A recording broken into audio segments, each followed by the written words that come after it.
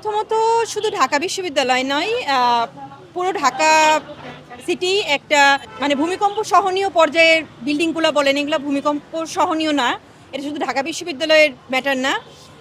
কিন্তু আমাদের উচিত ছিল, যেহেতু অনেক আগে থেকেই ভূমিকম্প সম্পর্কে অনেক সতর্কবাণী দেওয়া হয়েছে, তো এটা ওইভাবে সংস্কার করা বা ওইভাবে তৈরি করা দরকার ছিল।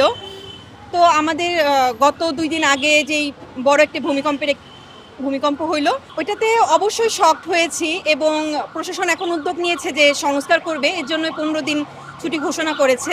আমার মনে হয় যে এটা আসলে কেউ বলছে যে এটা ফোর শক, কেউ বলছে যে এটা আফটার শক। তো এটা তো এখন বোঝার উপায় নাই যে কোনটা ফোর শক আর কোনটা আফটার শক। যদি এরকম হয় যে পরবর্তীতে ভূমিকম্প হওয়ার সম্ভাবনা আছে, তাহলে এটা ঠিক আছে। কিন্তু অনেকের টিউশন আছে, অনেকের আরও নানান রকম কাজ আছে, শুধু ক্লাস না। এখন হুট করে চলে যাওয়া এটাও আমাদের জন্য একটু সমস্যার তৈরি করেছে। এখন যেতে হচ্ছে, সবাইকে যাওয়ার জন্য নোটিশ দিয়েছে।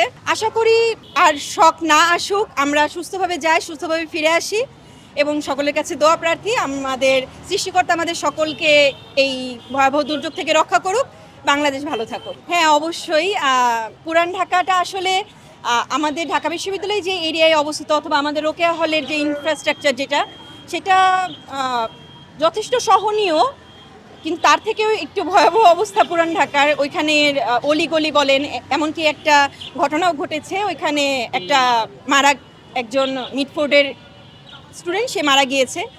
তো যেহেতু পুরান ঢাকাতে জগন্নাথ বিশ্ববিদ্যালয় অবস্থিত, তো ওইখান থেকে কনসার্নের বিষয়টা একটু বেশি কাজ করে। তো আমি ওকে কল দিয়েছি এবং ও যেতে চাচ্ছিল না। তো আমি বললাম যে আসলে এই মুহূর্তে আমি যাচ্ছি, এখন ওকে রেখে তো আপনজনের জন্য আসলে না রেখে যাওয়া যাচ্ছে না, এর জন্য যাচ্ছি যেন ভালো মতো যাইতে পারি এবং ফিরে আসতে পারি। বড় বোন এখানে পরে ঢাকা বিশ্ববিদ্যালয়ে রোকেয়া হলে থাকে, তো তাকে নেওয়ার জন্য আসছি। বাড়ি থেকে বারে বলতেছে যে এরকম আতঙ্কের মধ্যে আসছে যেহেতু সবাই, তো এর জন্য বড় বোনকে নিয়ে আসছে, নেওয়ার জন্য আর কি আসছি।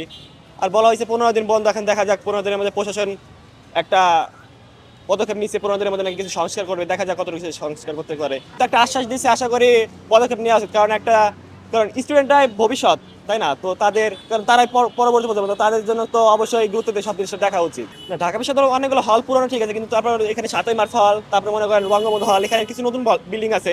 তো এগুলো আশা করি নিরাপদ আছে, কিন্তু বাকি যেসব আছে, যেমন ধরেন আপনার বঙ্গবন্ধু হলের পাশে জিয়াউর রহমান হল আছে, তারপরে আপনার অমর একুশে হল, এইসবগুলো অনেক পুরাতন। তো আমি আশা করি যাতে এসব হলগুলো দ্রুত সংস্কার করে এসে শিক্ষার্থীদের জন্য নিরাপদ করা হয়। মানে যখন হঠাৎ করে ভূমিকম্পের কথাটা ভূমিকম্প যখন অনুভব করলাম, তো তখন আসলে মানে বড় বোনকে কল দিয়েছিলাম। তো বড় বোন বললো যে আসি, নিরাপদে আছে, মাঠের মধ্যে চলে আসছিল। আর আমি থাকি পুরান ঢাকায়, তো আমি আরো রিস্ক জোনে থাকি, ঠিক আছে। তারপরেও বড় বোনকে এই করার জন্য, সেপে নিয়ে যাওয়ার জন্য, বাড়িতে নিয়ে যাওয়ার জন্য আজকে আসছি।